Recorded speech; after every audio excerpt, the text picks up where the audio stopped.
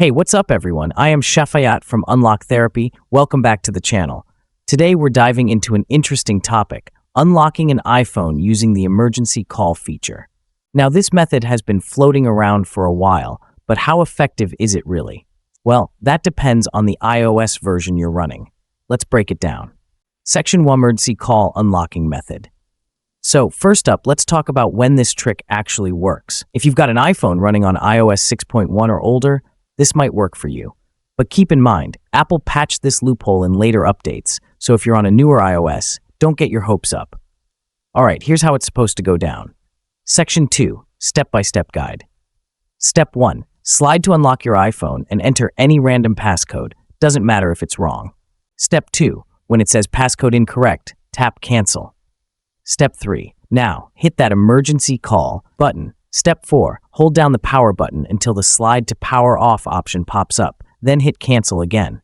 Step 5, here's the sketchy part. Dial an emergency number like 911 or 112 and then immediately cancel the call.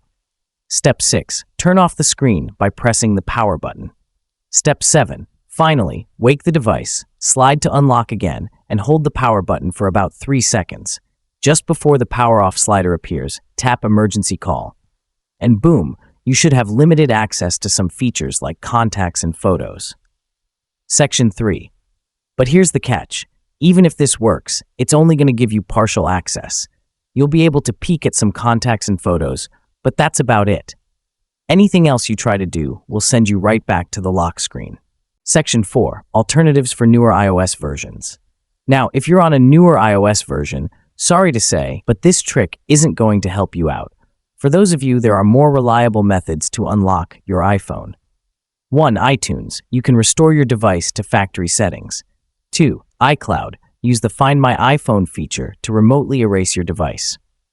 Third-party software. Tools like iMyFun Lock Wiper or EaseUS Mobi Unlock can help you remove the passcode without needing the original one.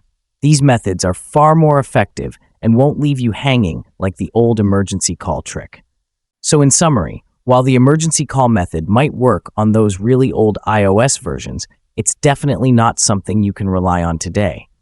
Stick to the official methods or trusted third-party tools if you need to unlock your device. You also can visit our website, unlocktherapy.net. If you found this video helpful, make sure to give it a thumbs up, subscribe for more tech tips, and I'll catch you in the next one. Peace out.